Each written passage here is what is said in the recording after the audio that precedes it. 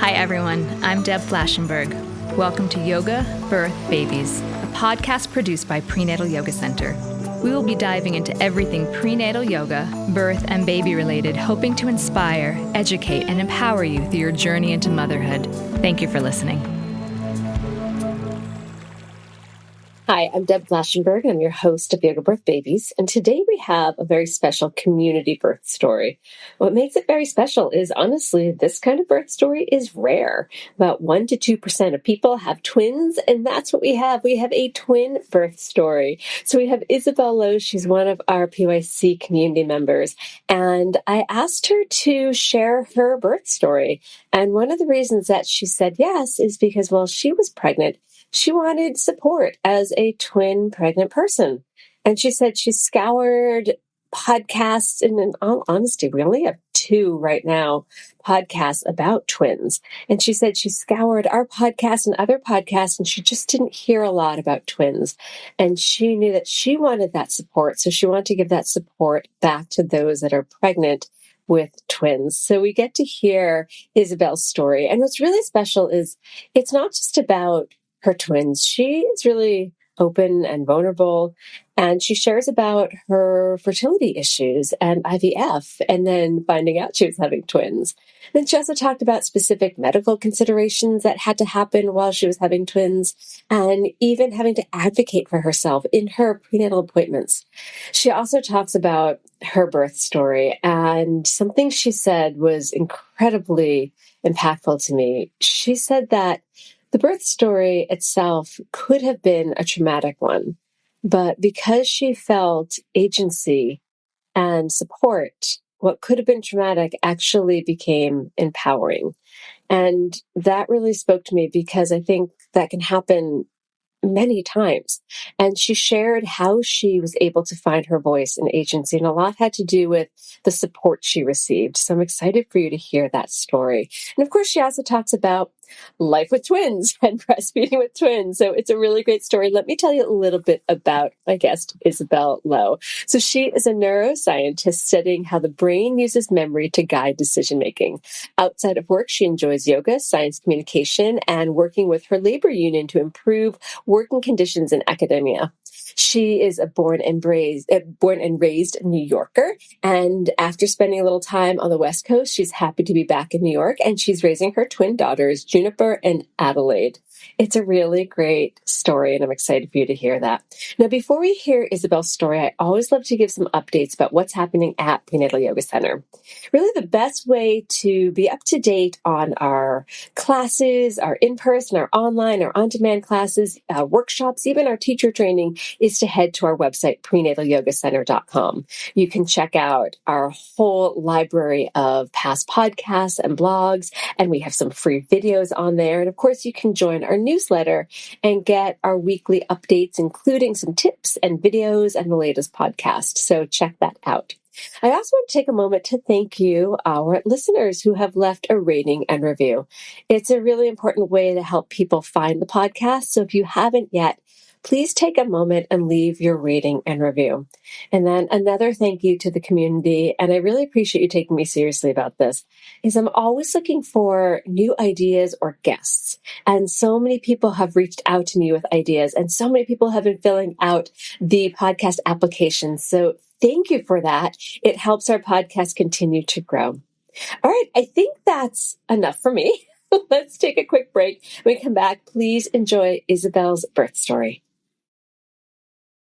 Hi, Isabel. How are you? Hi, I'm doing pretty well, a little frazzled, but I think that's my default state right now. Well, I hope our conversation puts you at ease, because really you're just talking about yourself for the next bit of time. So I don't know if that puts you more at ease or not.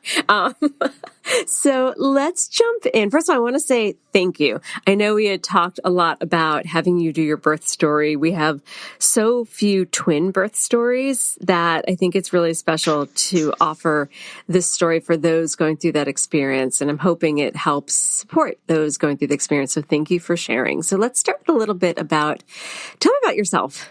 So I am a born and raised New Yorker. I was born at, I think, what's now Weill Cornell Hospital in Manhattan, and raised in Brooklyn, and so I'm very happy to be back in New York after a brief time in California for grad school. I'm a postdoctoral researcher studying memory, so I'm interested in learning about how the brain coordinates our memories with our knowledge of the world and, how we're feeling in a given moment to make decisions. And then in my spare time, which doesn't feel like much right now, but I love yoga and knitting and hiking. And I also do some work with my labor union, trying to make academia a place where everyone can, pursue science, not just a select few certain type of person. So curious, this is totally off topic, but knowing that you research memory, have you thought of kind of doing an offshoot of the postpartum brain? Oh my gosh. So because the memory is a bit depleted. Yeah, I'm definitely feeling that these days, and it's made getting back to work tough. I'm personally not going in that direction, but I do have a former lab mate of mine who is interested in looking at changes to the brain and specifically memory during pregnancy and postpartum. So I'm super curious to see kind of what happens with that line of work. Because I think it, like most women's health issues, it's understudied at the moment. So there's a lot to learn. Yeah, I definitely think memory fluctuates, especially through sleep deprivation. Oh my gosh. I mean, we could. All right, so let's get in a little bit about your whole journey. It was wonderful having you in class. I knew you were having twins. It was great having you come back for postnatal, but I didn't know your whole journey. So let's, I guess, start at the beginning. Would you mind sharing a bit about your fertility journey and what those 2 years were like for you physically and emotionally? Yeah, sure. So I joke that our girls are teaching me patience, and they have been from the very beginning. They took a long time to show up. So I am a big planner. I wanted to kind of align my pregnancies with certain time points in my career so that, they would be as little disruption as possible. And looking at my family members, it seemed like people would kind of decide they wanted to get pregnant and they would just get pregnant. It seemed easy. And initially, that's how it seemed for me too. So we started trying, and pretty much the first time I ovulated, I got pregnant. And so it kind of felt like it was going to go the way I thought it was going to go. But at our 8-week appointment, we learned that something wasn't right. The fetus wasn't developing, or the embryo wasn't developing. And that was my first miscarriage. And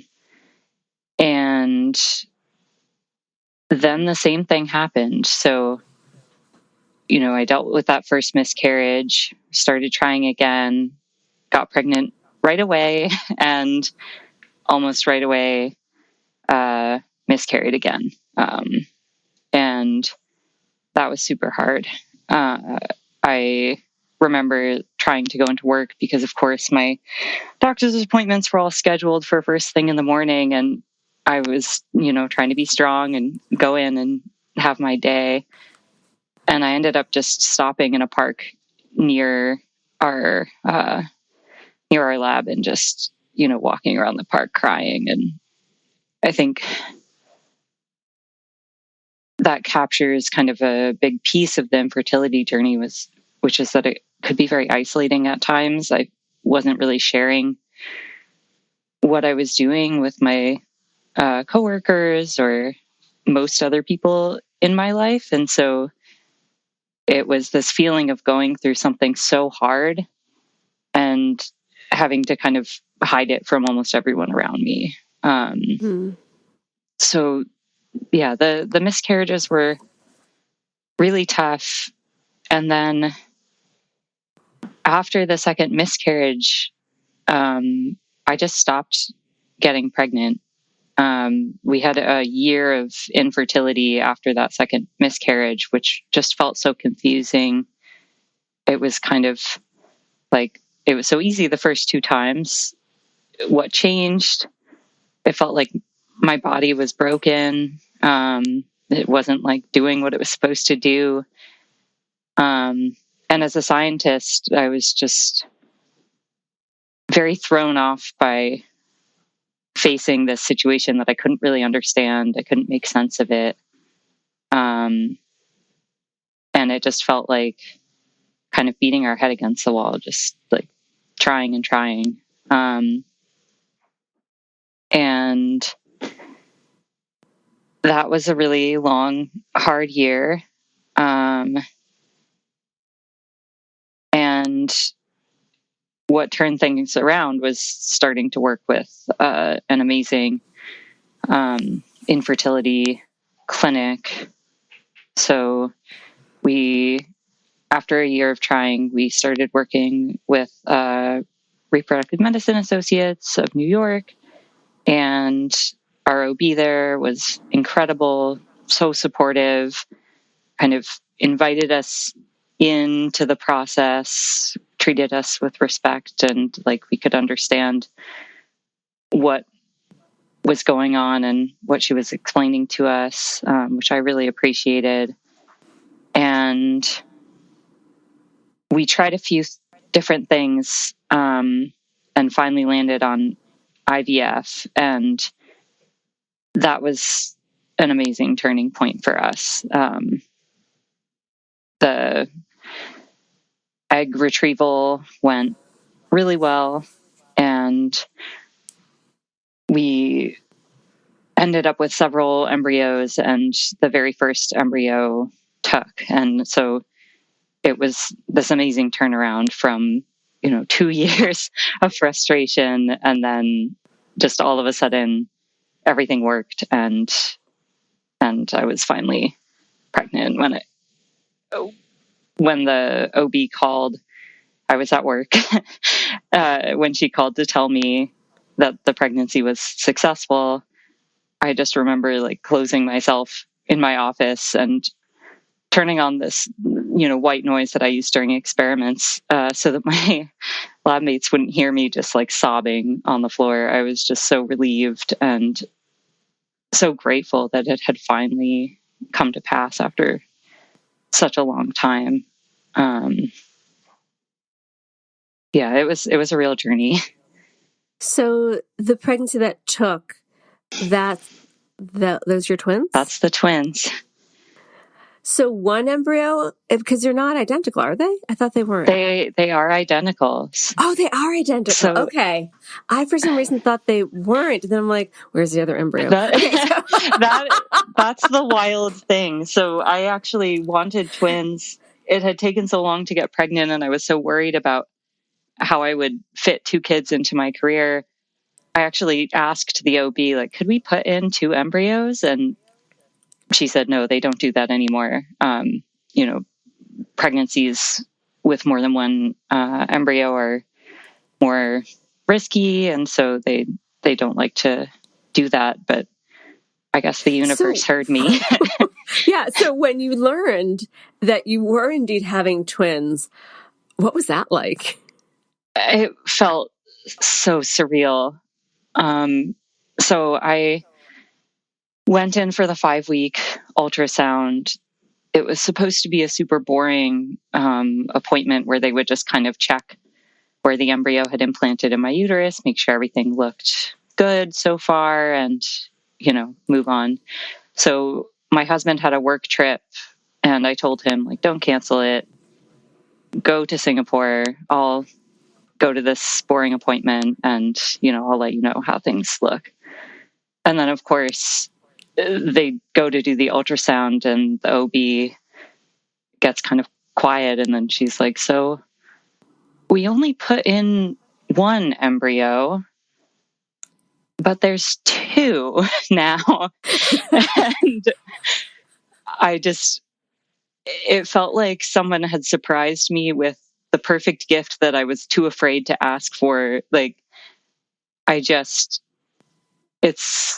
such a strange feeling when the universe just hands you exactly what you've been wanting. And it was so unexpected. I'm so curious. What if there has to be statistics out there? I might have to research how often. So, in years past, it'd be like they'll put in like 2, 3, 4 embryos to see what would take. But I'm so curious what the odds are to have one embryo IVF implanted and then having it split. It feels like those are very low odds. I don't know if your OB shared anything like this is unusual. It was not expected. I actually looked it up because I had heard that twins were more likely with IVF. So I was like, maybe I will get my twins. And it's a slightly higher chance than spontaneous conception. So I think 1% of spontaneous conceptions result in identical twins. And with IVF, it's 2%. I always thought the whole reason that so many IVF had twins is because they put 2 embryos in. It didn't occur to me it was because they split. Interesting. Yeah, and my understanding is that we don't know why the embryo is slightly more likely to split with an IVF pregnancy. That is fascinating. So how did carrying 2 babies change your experience of pregnancy compared to what maybe you had imagined when you thought we were just, imagining a singleton? Yeah, so I thought that having a twin pregnancy would be kind of very similar to having a singleton pregnancy. Maybe that was naive of me. My first inkling that wasn't going to be the case was when I went back to my regular OB. I was like, okay, I'm pregnant. It's twins. What do we do next? And she was like, well, we don't actually handle twins at this office, and nobody at this office handles twins. So you're going to have to find a high risk OB. And that was my first indication, like, oh, this is not normal. There's like considerations with a twin pregnancy that just aren't the case for singleton pregnancies. Physically, I was just enormous immediately. By the time I was 12 weeks pregnant, I was so big that I felt like I couldn't hide things from my coworkers anymore. So I had to kind of just like let the cat out of the bag. Compared to my friend who was on a very similar timeline to me, it took until, well into her second trimester before she had to start thinking about wearing different clothes or what have you. Like I said, it was a higher risk pregnancy. So there was just a lot more monitoring. I had to go in for what felt like a million ultrasounds, which I kind of liked because it was so reassuring to see them every week and see like they're both still okay. And then I think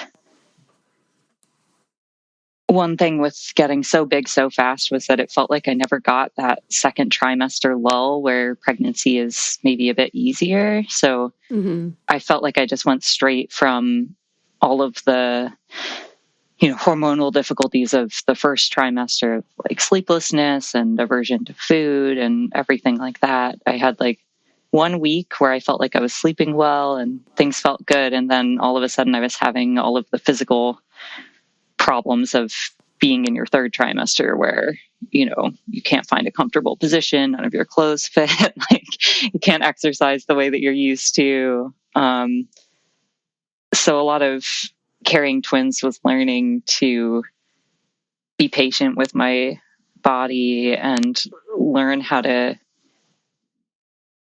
be a new person from who I had been pre-pregnancy, changing the way I was exercising, changing my routine. Yeah. And they weren't small twins too. Like sometimes twins are, anywhere from 4 to 5 pounds. Like you had combined, wasn't like 15 pounds worth of baby. Yeah. Yeah. And you're also, this is, a podcast so people can't see you. You're not a tall person. Yeah. No, my husband and I are not big people. I was kind of expecting to have like a small to average size baby once it was twins. That was kind of one of the risks we talked about with the OB was like twins tend to be quite small. And that was just not the case for me. My girls were huge, or normal sized, really. So that's it, normal size for a singleton. Yeah. And then having two of them. Yeah, I remember that. I still remember you had a lot of baby in there. Yeah. So I started having, where your abs can pull apart. That started happening to me around 12 weeks. I remember I was in my normal yoga class and I was looking at my belly and I was just like, I don't think my abs should be doing that. And that's kind of when I sought out your prenatal yoga classes, because I was realizing that normal yoga just wasn't going to be safe for me anymore. And my own feedback from just looking at you and watching your practice maintains super strong. You always seem grounded. Again, who knows what was going on in your head? I'm just going with what I observed as an outsider. And you did have a lot of baby. But the funny thing is, like, you didn't appear like so big. Like, your belly was big, but it for 15 pounds of baby, I don't know where they were. Maybe up in your rib cage. I don't know. But it's so interesting when you told me how big they were when they came out. And I'm sure living in your body felt like, you had like the moon attached to you. Like, but from an outsider's perspective, you still moved, with what I would appear to be like grace and ease. I know there was challenges, but for those listening, I don't want them to think like you were like, I don't know what image, but you appeared still very in your body and grounded. So that was just my observation. Oh, thank you. So let's talk a little bit about advocating for yourself during your prenatal appointments. What was that like?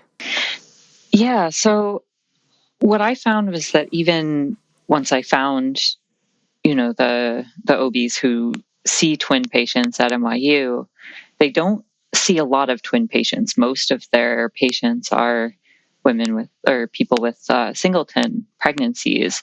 And so in almost every appointment, I felt like I was kind of reminding people, this is a twin pregnancy, especially because at our practice, and I think for most people, who we saw week to week kind of rotated through the whole roster of OBs. So I'd be seeing a different doctor almost every time.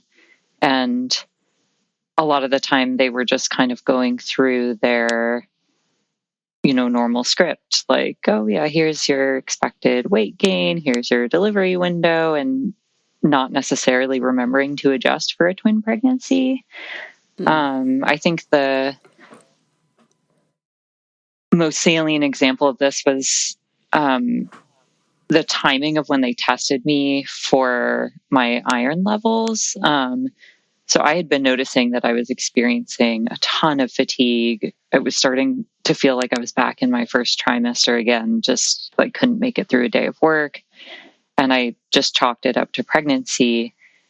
And it wasn't until they did a blood test that they realized I was anemic. And by the time they tested my blood for anemia, I was close to when I might reasonably expect to deliver my twins. So twins tend to come early. Many twins come around week 35. And so I was looking at the calendar, trying to figure out when to get an iron infusion so that I could safely give birth to my babies. And I was realizing that, like, I kind of had to do it ASAP. And even then might not have my iron levels back up to normal when I was giving birth. And so that was really frustrating and scary and involved my husband angrily calling several people to try and schedule an emergency appointment to get me that iron infusion. And that was when it really hit me that, whether you have a twin pregnancy or not, your personal medical situation better than any of the doctors or nurses you're interacting with. And so it's kind of your personal responsibility to make sure that you're checking in and advocating for yourself and ensuring that you're getting the care that you need and deserve. And so that was a big lesson that I kind of took away from that whole prenatal doctor experience. That must have been a bit frustrating that you felt like, all right, look at my chart. Let's work through this together, instead of you feeling like you had to go in and guide the ship of, okay, I'm not a singleton pregnancy, so what considerations do we need to make? That must have been incredibly frustrating. Yes. And just the number of times someone would say, like, your baby, and I would be like, babies. There's two. Yeah, I appreciate you sharing that. That's actually something in teacher training we try to remind. If there's twins in the classroom, we often say your baby or babies. Yes. Yes. And so I could imagine that being frustrating. Like, look at the whole picture. Yeah. So you've spoken about birth preferences versus birth plan. And I think especially when you were like, hey, is baby A and B going to be head down? What's going on? So how do you think that evolved during your pregnancy, kind of being open and letting go of control, as well as not having a strict plan, but more about preferences? Yeah. So like I said, I'm a planner. I like to be in control. And I had to realize that just isn't possible with pregnancy, and especially with a twin pregnancy. There's two babies, and each baby is going to do what they want to do. And you can express how you would like things to go. But ultimately, the babies and your body and the circumstances are going to determine how things actually go. And I started coming to terms with this almost from the beginning, because as I was learning about twins being a higher risk pregnancy, I became aware that certain choices just weren't available to me. So, for example, home birth is really not recommended for multiples. I wanted intermittent monitoring during labor, and that was strongly discouraged, or maybe by the protocol at NYU, not allowed.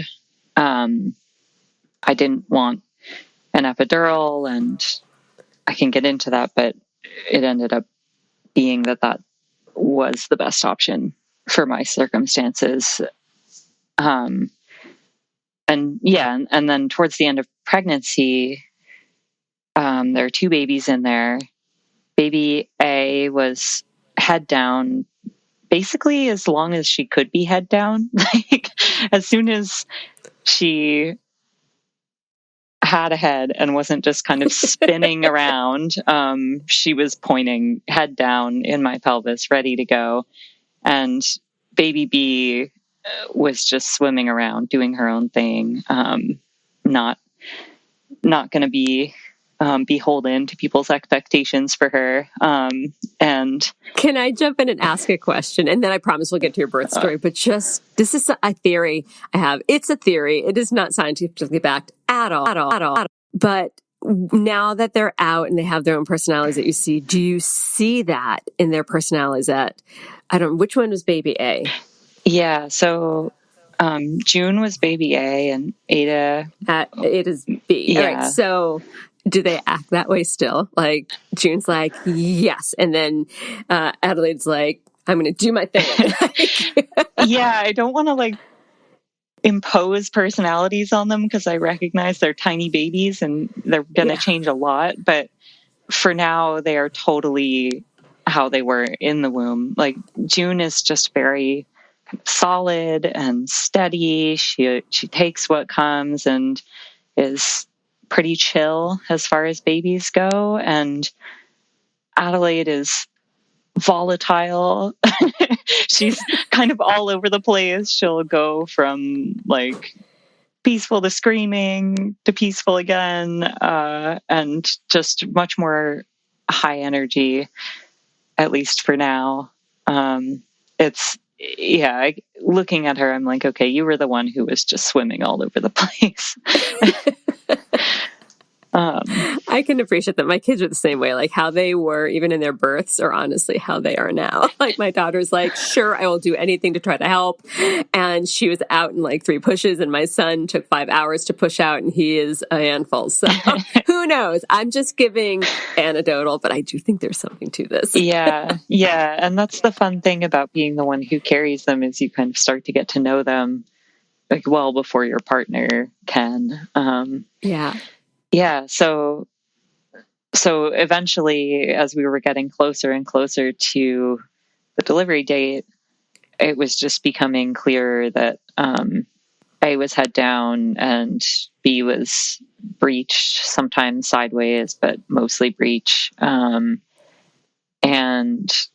I started doing like spinning babies and increasing the number of times I went to yoga each week and walking a ton, just like everything I could think of to try to get her to turn. And every scan, it was like, no, she's still upside down or sideways or whatever. And from the beginning, our first appointment with our primary OB, she had said, as long as baby A is head down and baby B is smaller, we can do a vaginal delivery. And so I think this is a perfect place. Before you get into your birth story, we're going to take a quick break, because then I just want to hand the mic over to you. So hold that thought. I can't wait to hear how it all unfolds. We're going to take a super quick break. When we come back, it's going to be all about your birth story. We'll be right back. Okay, so we're back. All right, let's hear it. So baby B was up, baby A was not. Let's hear how that birth unfolds. Yeah, so I didn't think it would be a problem for baby A to be head down and baby B to be breech. But as we got to around like 35, 36 weeks, and they were still in those positions, we had a meeting with an OB who had a totally different take on things. She basically said that she would not deliver vaginally under those circumstances, and she was pushing very hard for a C-section. Did you remind her? She said, I'm sure you did, but like, what was your reaction when you heard that? You're like, wait a minute, we had talked about this. So that must have been a bit jarring or disappointing, or both. Yeah, it felt like a bait and switch. I felt like if I had that on my radar from the beginning, I would have had time to come to terms with it or research my options. To be fair, it was a different OB this meeting. And I think that's part of the frustrating thing about seeing so many different doctors is different doctors will say very different things with like the same level of confidence. So one doctor will say, oh, we do this kind of delivery all the time. And then another doctor will say, that's absolutely not possible. You need a C-section. So as a scientist, I tried to just go back to the literature on this type of birth and just educate myself about, do people give birth under these circumstances vaginally? How often do they do C-sections? Is there a different level of risk associated with each option? And what I learned was that as long as you have a provider who's trained in what's called breech extraction, vaginal delivery with a head down baby A, so that's the baby who's closer to the cervix is pointing head down, and a breech baby B should be totally possible and just as safe as a C-section. So then it just felt like a matter of finding a doctor who was trained and willing to do that procedure and trying to align my delivery with that doctor, which, as you know, like babies don't come on a schedule. So that felt a little bit frustrating too. But I basically got the on-call list for the 3 weeks surrounding when I might give birth, had in my calendar like when the different doctors were on who would do this type of delivery, and was just kind of like praying like, okay, you can that come must on be so Thursday, but not stressful. Wednesday. Yes. Yeah. It was. Which doesn't help labor. No. So suddenly I was so stressed. And I think this was one of those moments where I ultimately realized I had to just kind of let go, and recognize that the babies were going to come when they came, and I was going to have whatever birth would be most safe given which doctor was on call. And if that was a C-section, then, so be it. And that was tough, but I think I had to, come to that point mentally to let go of that stress and reach a point where I could go into labor, because, when you're so stressed, it kind of inhibits everything. Mm-hmm. So yeah, in terms of the birth story, I was in false labor for a week. Every night I was having contractions and thinking, tonight's the night. And all of this was leading up to my induction date, which was kind of the very last day that they would let me carry these twins. And I didn't go into labor myself. We did end up making it all the way to the induction date, which was a total surprise because everybody told me twins would come early. And by the end of the pregnancy, I was like, why aren't you coming early? So we went into the hospital. It was the night of the first big snowstorm of the winter. So it felt like the babies were kind of bringing the snow. And when the doctors put in the Foley balloon to start labor, it felt like jumping just straight into the deep end of labor from, kind of very intermittent, mild contractions to all of a sudden I was having contractions every 2 to 3 minutes. And even in between contractions, between the, Foley balloon and my baby A's head so deep in my pelvis, I just felt like I couldn't get comfortable. I couldn't kind of find relief between the contractions. And so that first night was the hardest part of labor by far. I think partly because I had been told that early labor was easy. Like, oh, that's the part where you can kind of pack your bag and make a meal. And I was like puking. And I kind of just like, if this is the easy part, what's the hard part going to be? Yeah. And so psychologically, that was so challenging. I was kind of anticipating that it would get even worse and that I would be feeling that way for, hours and hours. And fortunately, in the kind of wee hours of the morning following my induction, I pushed out the balloon, which means you're kind of dilated to a certain point, and just felt immediate relief. I kind of went back to feeling like I was in earlier labor. So more mild contractions, more spaced apart. And finally, I could find a position that I could sit or lie down in that was not excruciating. And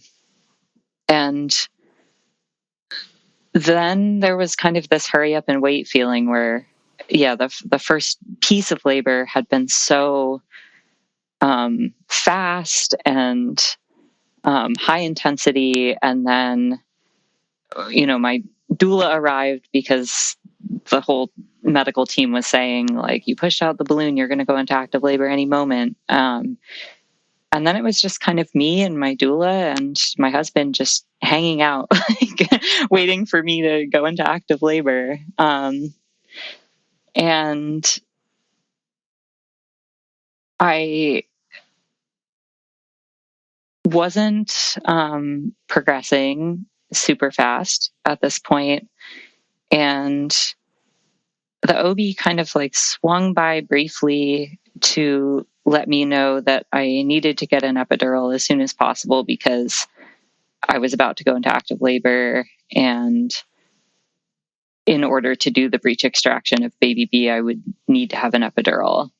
And then kind of vanished. And so I wasn't getting cervical exams. It didn't feel like the labor was progressing. And that was a whole day. And when I finally did get the epidural, things did start picking up. They gave me some Pitocin at that point. And the epidural only half worked. So I was feeling completely numbed. And then as the labor pains intensified, they would intensify on the left first and not so much on the right. And then, pushing the little button to up the epidural dose only worked on the right. So that was a really useful lesson I was grateful that I had learned pain management and coping techniques, even though I ended up planning on an epidural because I needed those for the half of my body that was not numbed. I'm so sorry you're part of that 10% that this happens to. Yeah. You have a lot of odd percentages that go your way, or I guess don't go your way. Yeah, in this case. Because it's almost like the worst of... So if you don't have the epidural, at least you have more physical movement that you can try for coping. And then if you do have the epidural, you don't need as much of the physical and mental. But then by having half your body numb, it prohibits you from having as much ability to move. So it's kind of straddling two worlds that are challenging to maneuver. Yeah, and I think psychologically, once you decide to get the epidural, you're kind of deciding to be in less pain. And then you're like, why is this not working? Yeah. Oh, I'm sorry, Isabel. I didn't hear that. I didn't know that part of your story. Yeah. So that, I guess, just a cautionary tale. It doesn't always work. So be prepared for that.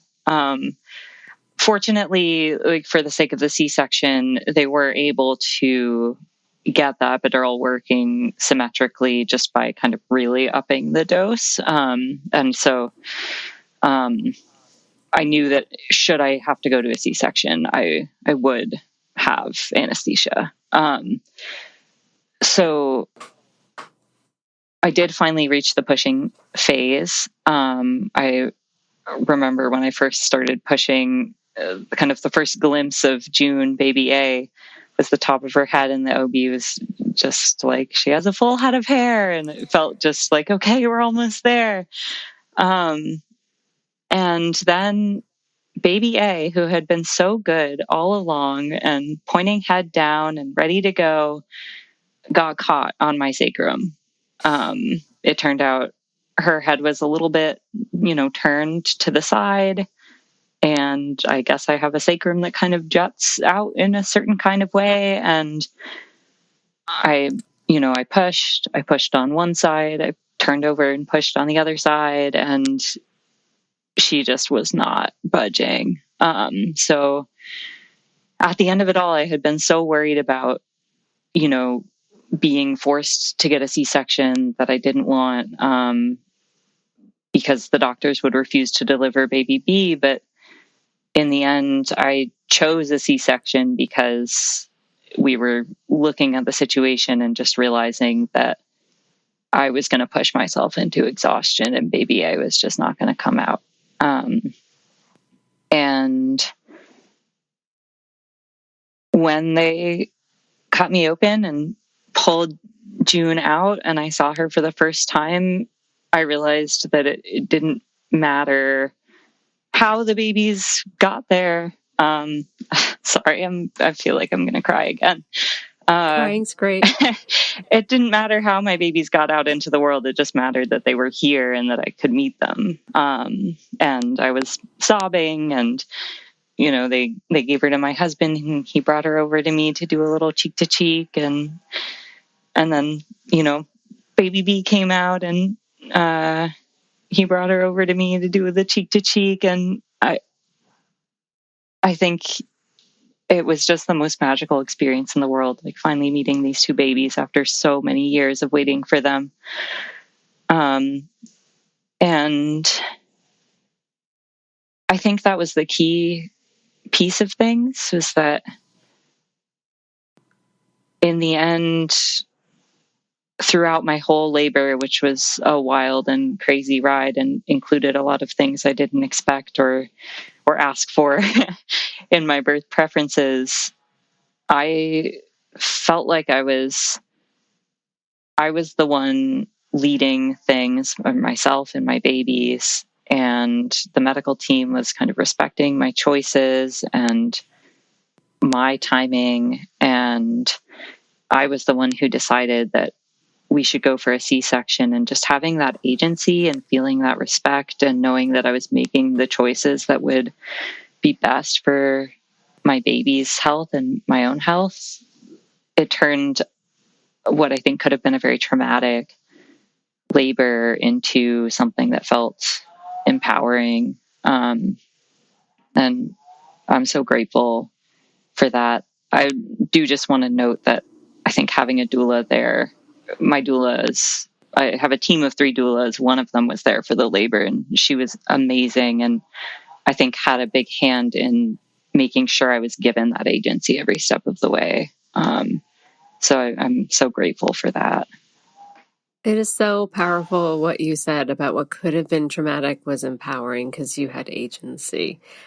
I love hearing that. I'm thrilled that you had that. I hope more have that, because I feel like that agency is often taken away. Yeah. And I'm so happy that you shared that, because I think it can also, sometimes I think, and I put myself in this situation, sometimes we have to ask permission to do what we think is right for ourselves. And I feel like you just gave that permission for people. Like, I can have agency and I should have agency. So your story is really powerful. Thanks. So talk to me a little bit about, all right, babies are out.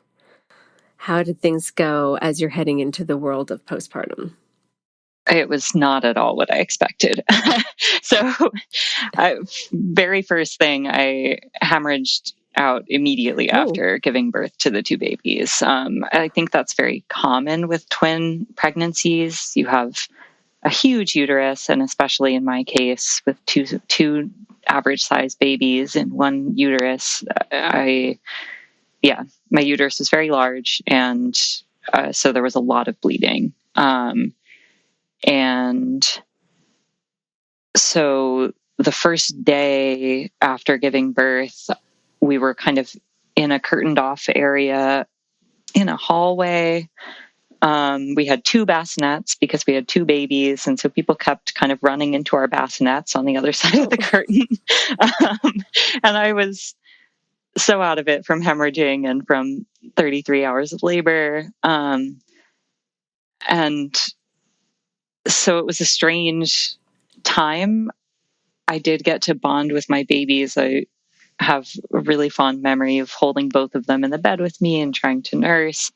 But it was not the kind of cozy, private, like peaceful bonding time that I was expecting. And things got worse before they got better. The second day I couldn't keep anything down. I was vomiting all day, and I was kind of in and out of consciousness from sleeplessness and blood loss. And I initially was so, I don't know, my like mama bear instinct kicked in, and I didn't want anyone to take my twins out of my sight. But at some point I realized that I needed to take care of myself first if I was going to be able to be there for my babies. And so I did let them take the babies to the nursery. NYU Langone has an amazing postpartum nursery where they have donor breast milk. So the babies were very taken care of, and they were drinking all this breast milk right away.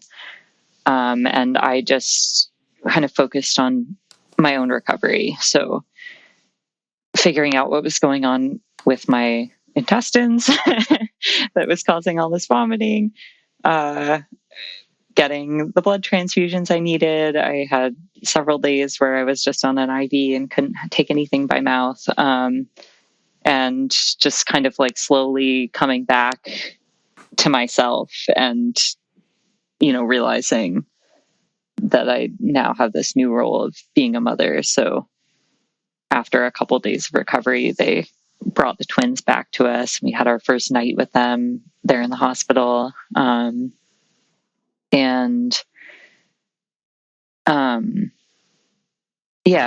We had our first week of bonding kind of in this hospital room in this strange alternate universe, this little bubble, which I think had its ups and downs. One up was that I think I got more sleep in that first week than most new parents do. And our twins were put on a very strict schedule. They came home after that first week and were just immediately like eating every few hours and sleeping in between.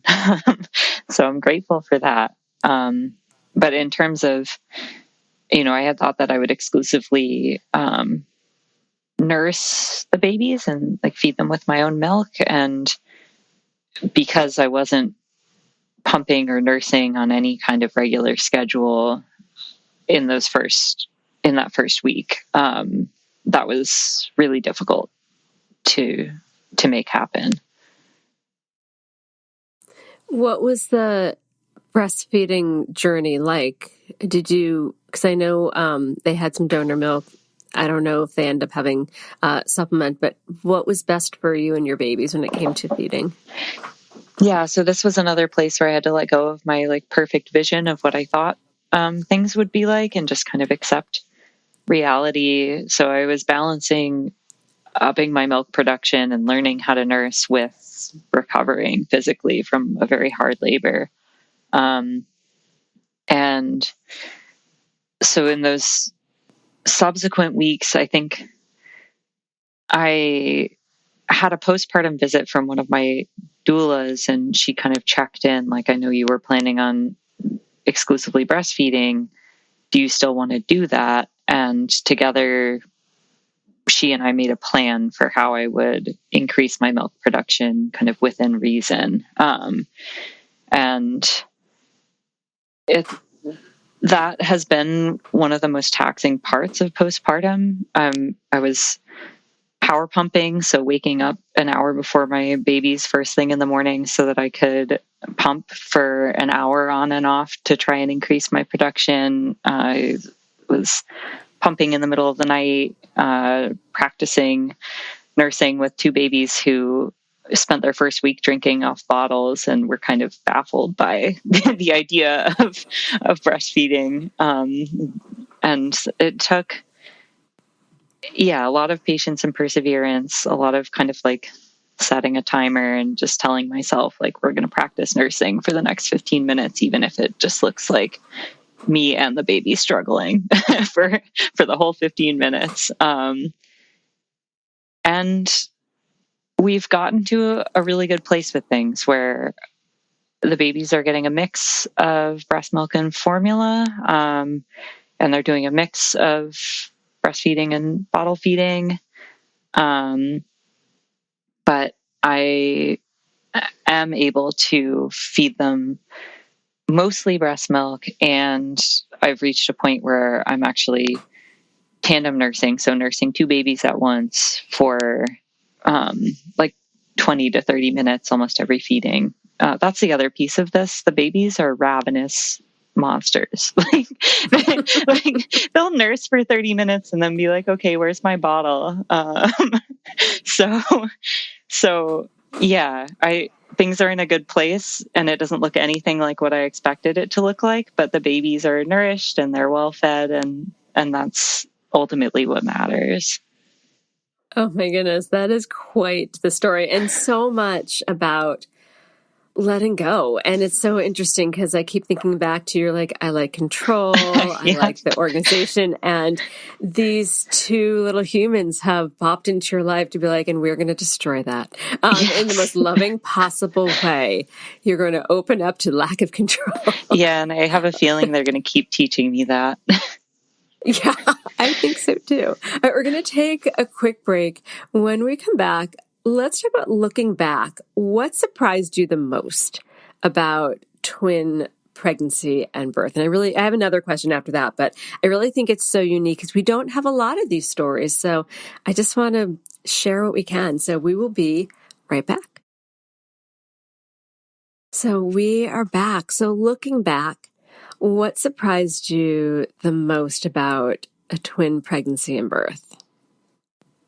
I have been surprised at every turn about how physically and psychologically taxing twin pregnancy and birth and postpartum have been. I think of myself as a strong and stubborn person. I've done hard things like getting a PhD in neuroscience. I hiked, 2,000 miles on the Appalachian Trail. I've done difficult things, and I feel like carrying these twins to almost 39 weeks and now caring for them postpartum and especially figuring out lactation feels like the hardest thing I've ever done.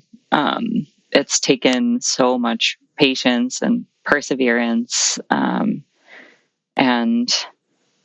I'm sure it's going to continue to do so. It's kind of a follow-up to that, what surprised you. So for twin parents, and I'll ask you just for general in a minute, but for twin parents, is there any advice that you want to offer?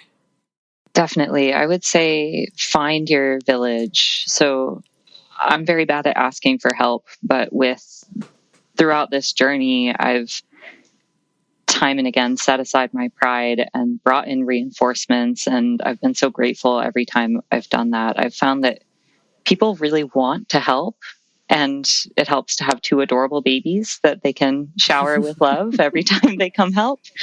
And so, yeah, I would say make specific requests of specific people early and often. You don't want to be ganged up on by two babies. You want to have support.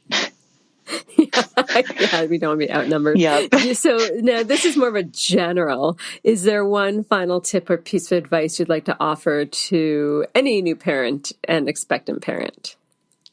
Yeah. So I actually really appreciate one of the mantras that we come back to in your pre and postnatal yoga classes, which is let go. This whole process for me has been one of letting go of perfection, letting go of control, letting go of my idea of what things should look like or how things should go. And every time I've taken a step back and recognized what I can and can't change and made my peace with that, I've just found it to be a huge relief. This process is already so hard. We don't need to make it harder by clinging to how we wish things could be or what we wish we could control. That is beautiful. Isabel, I can't thank you enough for coming on. I know you're kind of a quiet, private person, so I appreciate that you shared, that you really opened up, and I think your story is so relatable on so many levels, from the miscarriage and infertility to the IVF to the twins to the level of exhaustion we feel as new parents. So I'm really appreciative of your generosity with your story and your time. Thank you so much for having me. This has been an episode of Yoga, Birth, Babies, produced by Prenatal Yoga Center. You can catch us on Facebook, Twitter, Instagram, and Periscope. I'm Deb Flaschenberg. Thanks for listening.